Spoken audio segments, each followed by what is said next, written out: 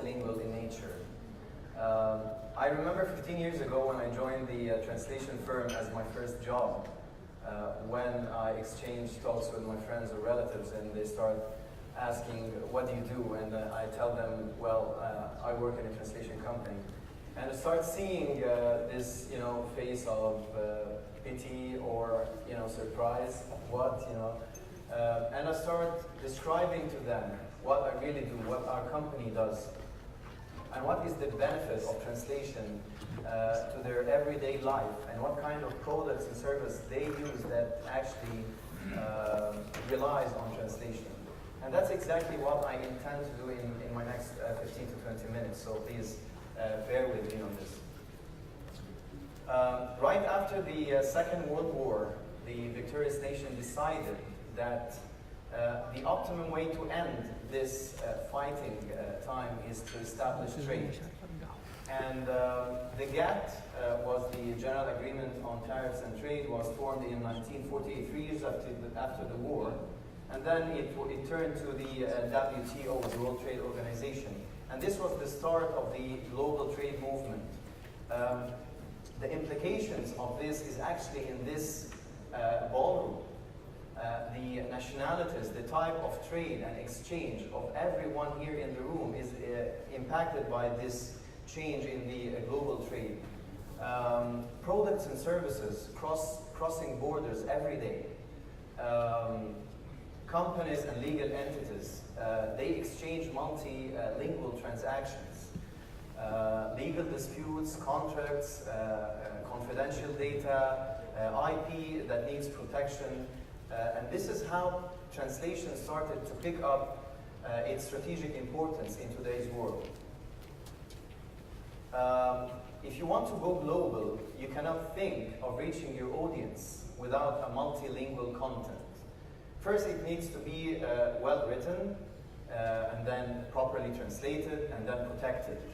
Well, you may say that everybody speaks English, right? And I can design my product or business based on this fact. And then I can go global and reach to my audience. But guess what? These statistics suggest otherwise. 27% only from the internet speakers, from the internet users speaks English.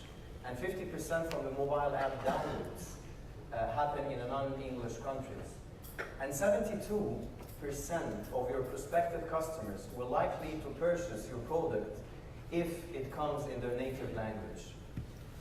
So translation has no longer become a choice. It's actually a must for your global exposure. The ever-rising trade is associated with a huge amount of content that is being developed every second. The world has actually doubled its amount of content in the past 2 years only. And this, of course, leaves the translation market to reach $50 billion of size. This size of translation market is pushing an $11 trillion of products and services. Of course, legal is one of the fields that flourished with this global trade movement, right? Aside with the technical and marketing content. And this is what we're going to discuss later, how we are important to your legal translation needs. All of the big companies in the world that are leading the global economy has realized the fact that translation is a very important and strategic partner to their success. And that's why there's no wonder to know that companies like Google and Microsoft and Apple and Facebook and Amazon, they actually spend billions of dollars on translation and translation technologies. And that is one of their main key success factors. When you exchange products and services, it comes with the package that you have disputes, you have contracts, you have a lot of due diligences to be made, and it needs to be multilingual. I was exchanging a talk with a colleague here. She's from Turkey. Hi. And she told me that she needs to translate every legal document in her firm from English to Turkish and vice versa, right? And she uses her associates in the firm to do this translation, right? So it's very important. I'll take you now in a time series with the translation industry, how it evolved. And it actually evolved around the technological breakthrough that happens. Before the year 1980, translation took place on a pen and paper platform or a typewriter. And with the launch of the first Word editor in 1980, I was too young for this, but it happened that it transformed translation into computers for the first time.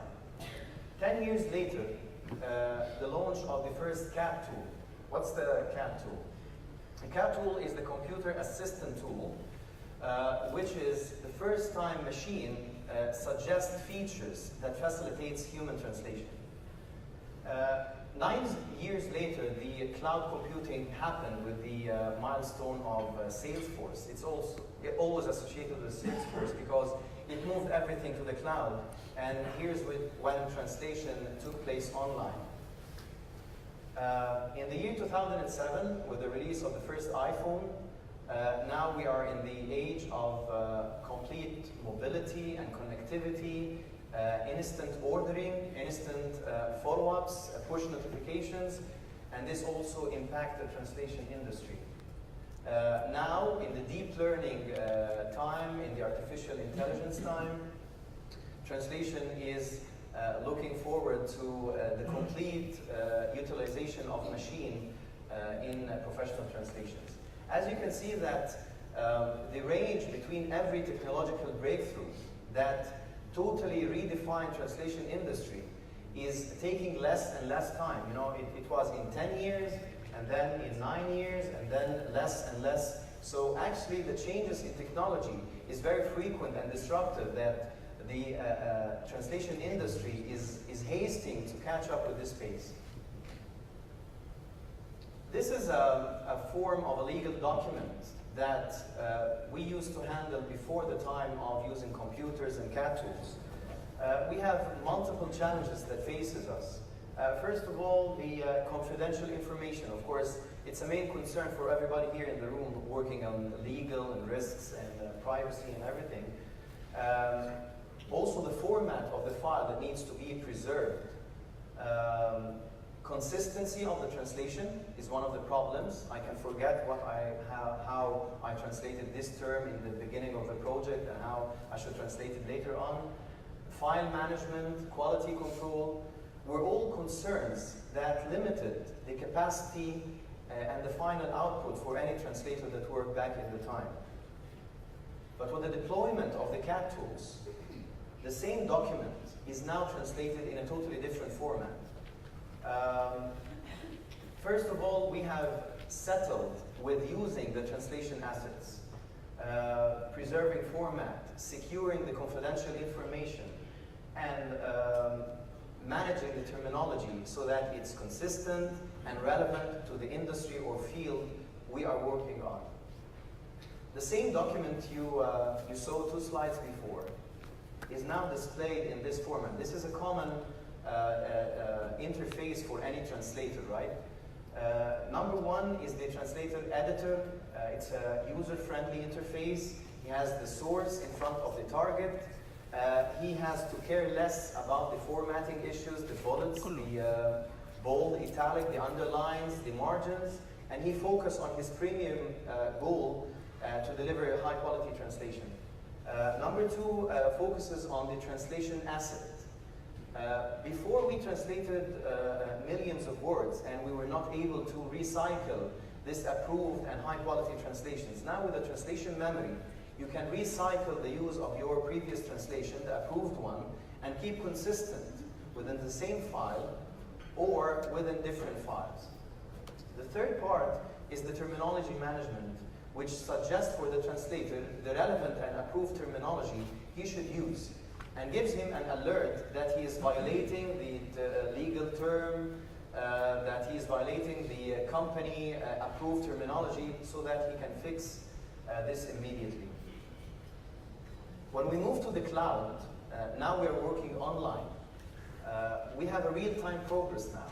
Before, in the time, we have a large legal project and we have to chase translators and to ask what's the status update, how we can reach out the translator, when are you going to deliver. But now, all the stakeholders are invited to see the real-time progress of their translation projects. They can intervene and correct, of course, when they see any kind of deviation from the schedule or something. Centralized assets. Again, when you have continuous translation needs, you need to translate and split your work among multiple translators. Now you can use distant translators in different locations, in different countries, and they can share their progress, their leverage of the previously translated work together.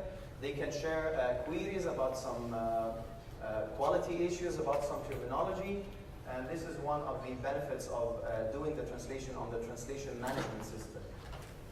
Scalable computing power. We used to spend thousands of dollars on assets just to be able to process and archive our files that need to be translated, but now on the computer cloud, you can definitely do this with larger files and at less cost. Platform independent.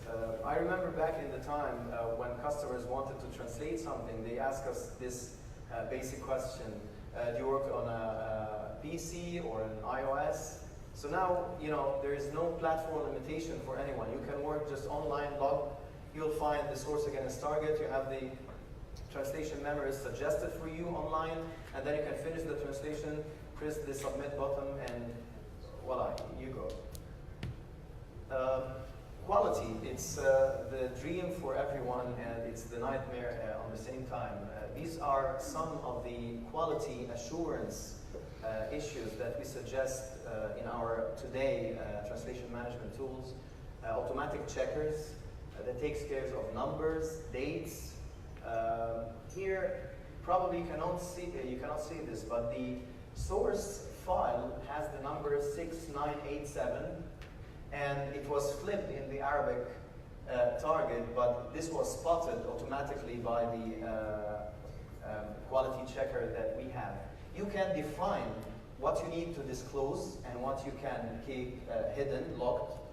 You can define what type of checks that needs to be made on each and every file, and simply the translator cannot submit a translation unless these quality checks has been fulfilled.